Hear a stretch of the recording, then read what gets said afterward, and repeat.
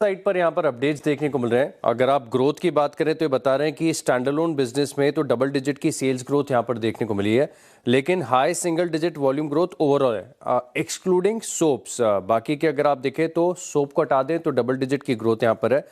ये बता रहे कि जो इंडोनेशिया का कारोबार है सिग्निफिकेंट पोर्शन है, इसमें थोड़े से स्लाइट स्टेबलाइजिंग के संकेत यहाँ पर देखने को मिल रहे हैं। Mid single double digit growth यहाँ पर देखने को मिली है और सस्टेन्ड मार्केट शेयर भी यहाँ पर देखने को मिले। लेकिन सबसे बड़ी हेडलाइन इनके अपडेट में ये है कि जो क्रूड की कीमतें लगातार बढ़ती जा रही हैं, कमोडिटी का कॉस्ट लगातार बढ़ता जा रहा है, इससे मार्जिन्स पर एक हिट यहाँ पर देखने को मिल सकता है। लेकिन अगेन हर बार यही होता है कि ये क्वार्टर थोड़ा सा खराब है, आगे आउटलुक बढ़िया होगा और ये बता रहे कि पूरा FY27 ये बढ़िया देखने को मिल सकता है। तो GCPL की तरफ से आप देखें तो मिक्स्ड अपडेट माना जाएगा।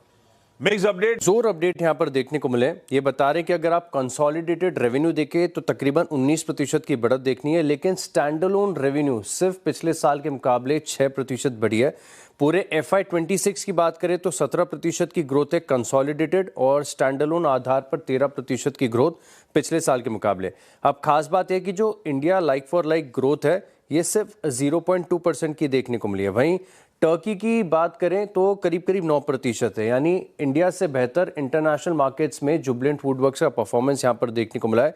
Q4 के दौरान 69 स्टोर्स इन्होंने ऐड किए और अब जो इनका स्टोर का नेटवर्क है ये 3663 स्टोर्स का हो गया है। तो इंडिया ऑपरेशंस में खास कमजोरी बिल्कुल खास कमजोरी ग्रोथ तो यहाँ पर नजर आ रही है। Q4 में देखें तो प्री सेल्स की जो ग्रोथ आई है ये 23% के पिछले साल के मुकाबले आंकड़ा आपको 5,900 करोड़ के आसपास देखने को मिला है। अब कलेक्शंस की बात करें तो 18% की बढ़त है, 5,230 करोड़ का आंकड़ा यहाँ पर है। लेकिन खास बात यह है कि अगर आप क्वार्टर के दौरान देखें तो डेट रिडक्शन देखने को मिला और ठीक ठाक है। तकरीबन 800 करोड़ से अब इन्होंने Q4 के दौरान डेट अपना कम किया है और डेट घटकर अब 5,370 करोड़ हो गया। तो हो सकता है कि स्टॉक इस डेट रिडक्शन पर रिएक्ट कर दे। लोधर डेवलपर्स, एक और क्रूफर अपडेट आया था क्रेडिट एक्सेस ग्रामीण का, वो कैसा लग रहा है? क्रेडिट एक्सेस ग्रामीण की बात करें तो ये बता रहे हैं कि GLP जो है तकरीबन पिछले साल के मुकाबले 14% की ग्रोथ रही है, 29,590 करोड़ है। अब Q4 के दौरान जो डिसबर्समेंट है इसमें आई है बढ़त आपको करीब करीब 28% की, 8,313 करोड़ का आंकड़ा देखने को मिला है। और पूरे FY26 की डिसबर्समेंट की बात करें तो यहाँ पर 24,860 करोड़, यानी पिछले साल के मुकाबले ठीक ठाक 24% की बढ़त यहाँ पर देखने को मिली। इनके जो डिजिटल इनिशिएटिव्स हैं, एप्लीकेशंस वगैरह, यहाँ पर जो यूजर का रोल आउट हुआ है, बेस है, अब ये बढ़कर तकरीबन 11.2 लाख है और Q4 के दौरान सिग्निफिकेंट 8.5 लाख एडिशन भी यहाँ पर देखने को मिला। रिटेल फाइनेंस का जो शेयर है ये अब 6% से बढ़कर 18% रहा है और असेट क्वालिटी ये बता रहे हैं कि क्वार्टर के दौरान नॉर्मलाइज हुई है। तो क्रेडिट एक्सेस ग्रामीण की तरफ से ठीक ठाक अपडेट है। ओके, ठीक ठाक। इसके अपडेट बहुत इंटरेस्टिंग और बड़े काम के अपडेट्स यहाँ पर देखने को मिले। कल हमने देखा था कि सेंको गोल्ड की तरफ से अपडेट आया तो उसके बाद सभी ज्वेलरी स्टॉक्स में एक्शन देखने को मिला। अब ये बता रहे कि पिछले साल के मुकाबले Q4 में ज़बरदस्त 64% की बढ़त यहाँ पर आपको देखने को मिली है।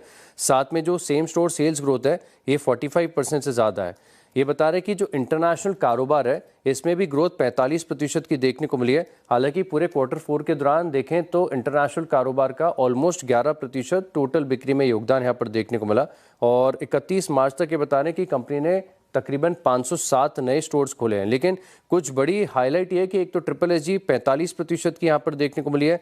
जो इंटरनेशनल ऑपरेशंस की जो रेवेन्यू ग्रोथ है ये भी ऑलमोस्ट 45% है।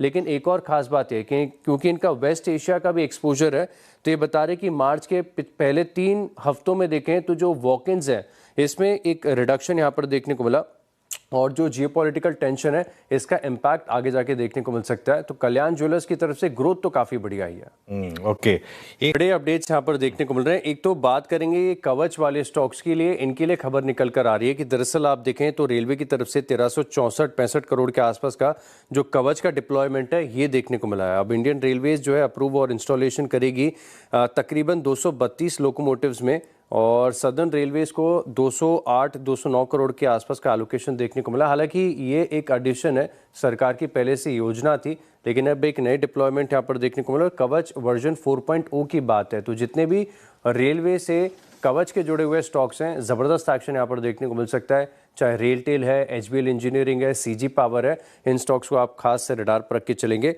ब्रिगेड होटल्स यहाँ पर भी फोकस रखेगा, खबर निकल कर आ रही है। दरअसल अग्रीमेंट इन्होंने किया है हयात ग्रुप के साथ, जहाँ पर आप देखें तो एक प्रॉपर्टी को डेवलप करेंगे जिसमें सर्विस्ड अपार्टमेंट होंगे, उनकी संख्या होगी 135, लेकिन इसकी ओपनिंग होगी 2027 में। तो ब्रिगेड होटल्स ये भी रडार पर रहेगा।